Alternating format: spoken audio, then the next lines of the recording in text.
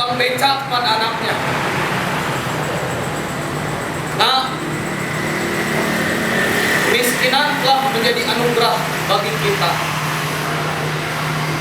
Pahit kehidupan adalah proses pematangan kita.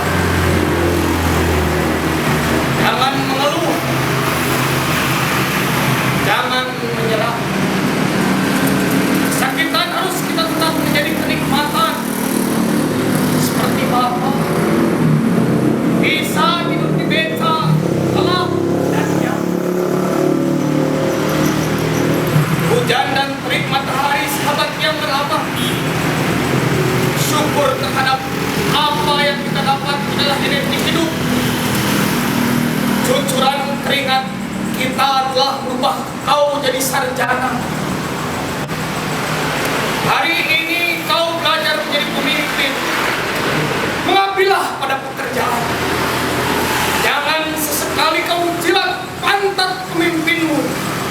Jika kau jadi penjilat, maka kau sesungguhnya anjing kurang lapar.